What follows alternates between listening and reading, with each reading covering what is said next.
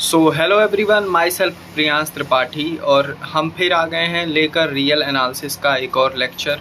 और इस लेक्चर में हम पढ़ेंगे क्वांटिफायर्स के बारे में कि क्वांटिफायर क्या होता है।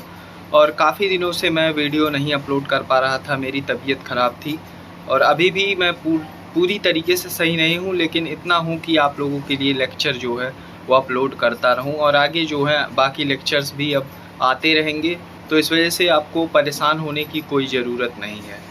तो हम बात करेंगे क्वांटिफायर्स की।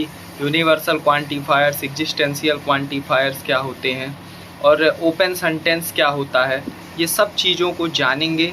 और क्वांटिफायर्स जो कि एक बहुत ही छोटा टॉपिक है, बहुत ज़्यादा क्वेश्चन आते नहीं है क्वांटिफायर्स से, लेकिन क्या पता आ जाए क्योंकि सिस्टम चेंज हुआ है। तो पढ़ लेते हैं, जान लेते हैं क्वांटिफायर्स के बारे में, तो अच्छा रहेगा। तो चलिए वीडियो को स्टार्ट करते हैं बिना टाइम को वेस्ट किए। तो सबसे पहले बात करते हैं ओपन सेंटेंस की। मैथमेटिकल लैंग्वेज में ओपन सेंटेंस वो स्टेटमेंट या सेंटेंस होता है जो एक या उससे अधिक वेरिएबल को कंटेन करता है, और इसलिए इसका कोई डेफिनेट वैल्यू हम नहीं बता सकते हैं कि वो ट्रू है या फॉल्स है। तो ऐसे टाइप के सेंटेंस को हम ओपन सेंटेंस कहते हैं। और ये आप अगर जानेंगे ओपन सेंटेंस क्या होता है तो क्वांटिफायर समझने में आसानी रहेगी, इसलिए मैंने ओपन सेंटेंस का डेफिनीशन जो है वो पहले आपको बता रहा हूँ। तो ओपन सेंटेंस क्या होता है? ओपन सेंटेंस वो होता है जिसमें एक या एक से अधिक वेरिएबल हो और हम उसके ट्रूथ या फॉल्सिटी के बारे में कुछ बता ना सकें अनटिल एंड अनलेस कि हम कोई स्पेसिफिक वैल्यू दें उन वेरिएबल्स को। तो ये होता है आपका ओपन सेंटेंस। अब देखते हैं एग्जाम्पल। जैसे देखिए, ये है आपका example, x+5 is greater than 10। This is open because we don't know whether it's true और false until we give a value to x। अब यहाँ पे x+5 ग्रेटर देन 10 है, यहाँ पे हम कोई भी ट्रूथ या फॉल्स नहीं बता सकते जब तक हम x को कोई वैल्यू असाइन ना करें।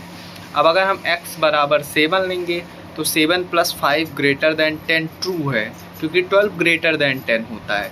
अब x बराबर 3 लेंगे तो 3 + 5 यानी 8 होता है, जो कि ग्रेटर देन 10 नहीं है, लेस देन 10 है, तो फॉल्स हो गया। यानी कि जब हमने x को कोई वैल्यू असाइन की तब हम उसके बारे में कमेंट कर पाए कि ये ट्रू है या फिर फॉल्स है। तो ये आपका हो गया जो है ओपन सेंटेंस का एग्जाम्पल और कैसे ये चीज़ें वर्क करती हैं। अब without wasting our time let's further proceed to quantifiers. So what are quantifiers? A open sentence Px cannot be declared false or true until and unless we assign some value to the variable x or y or whatever variables that are given in that open sentence. देखिए, जैसे Px बराबर x² - 1 which is equal to x+1 into x-1 factorise कर दिया गया है, कोई बहुत बड़ी चीज़ नहीं है कि आप परेशान हो। Now Px will be a sentence if we restrict x to number and with certain other auxiliary condition for all number. Thus for all number x² - 1 equal to x+1 into x-1, which is now a true sentence. अब ये क्या कह रहा है कि अगर हम x को कोई वैल्यू असाइन ना करें तब तक हम ये नहीं बता सकते कि ये एक ओपन सेंटेंस है, सेंटेंस है। ओपन सेंटेंस तो दिया ही हुआ है। तो ये होता है आपका डेफिनीशन। अब क्या करेगा जब हम इसको कोई वैल्यू असाइन कर देंगे? जैसे देखिए, द ओपन सेंटेंस देखिए Qx दिया है such that x² - 1 equal to 0 with become sentence if we restrict x to a number with auxiliary condition for some number. अब कह रहा है कि अगर हम x को कोई वैल्यू असाइन कर दें तो ये जो ओपन सेंटेंस है ये सेंटेंस बन जाएगा और इसमें कुछ ऑक्सिलरी कंडीशन भी हम लगा सकते हैं। बहुत ज़्यादा आपको डीप समझने की ज़रूरत नहीं है, ये बस समझिए कि ओपन सेंटेंस को सेंटेंस बनाने के लिए हम कुछ ऑक्सिलरी कंडीशंस का यूज करते हैं और उन्हीं ऑक्सिलरी कंडीशंस को हम क्वांटिफायर्स कहते हैं। तो क्या कह रहा है?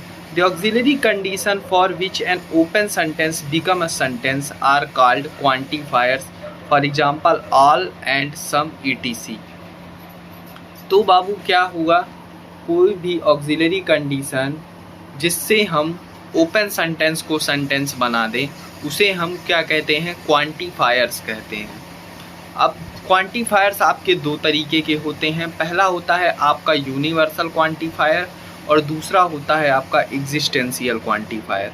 तो यूनिवर्सल क्वांटिफायर में जो आपका फ्रेज फॉर ऑल होता है उसे हम यूनिवर्सल क्वांटिफायर्स कहते हैं, एंड जो देयर एग्जिस्ट यानी उल्टा ई जो होता है उसे हम मैथ में देयर एग्जिस्ट पढ़ते हैं और उसे हम एग्जिस्टेंशियल क्वांटिफायर्स के नाम से जानते हैं। और ये दोनों आपस में एक दूसरे के निगेशन होते हैं।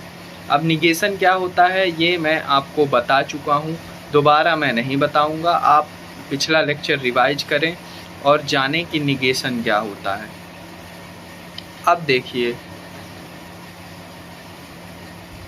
निगेशन ऑफ ए क्वांटिफायर चलिए बता ही देते हैं। Consider the sentence all men are मॉर्टल।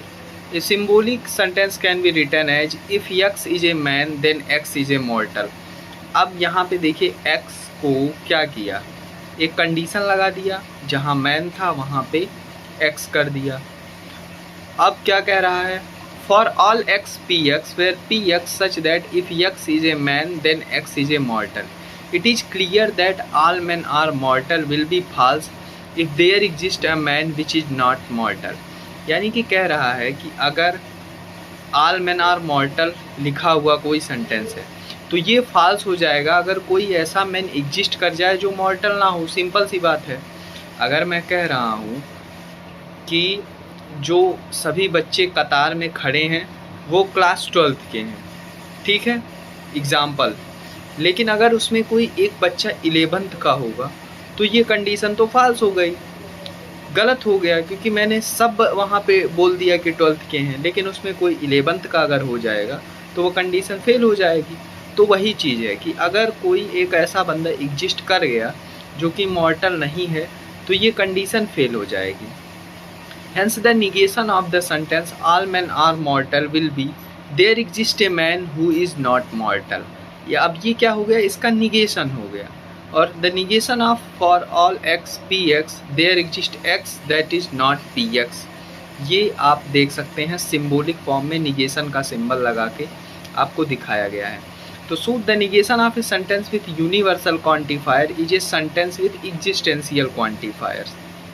ठीक है, ये आपको बहुत अच्छे से समझ में आ रहा होगा आई होप। और अब देख लेते हैं इन चीज़ों को भी। एग्जिस्टेंशियल क्वांटिफायर और मैंने यूनिवर्सल आपको बता दिया है, एग्जिस्टेंशियल भी बता ही दिया हूँ, बस देख लीजिए कि डेफिनीशन क्या कह रहा है। Consider an open sentence Q X such that X square minus 1 equal to 0। Here the variable X can take only 2 value +1 and -1। अब ये आप एकदम समझ रहे हैं कि क्या कह रहा है। Hence we write there exist a real number X such that x square minus 1 equal to 0. Using the symbol there exist, the above sentence is written as there exist x comma x square minus 1 equal to 0, where x is a real number and it is understood. समझ रहे हैं आप?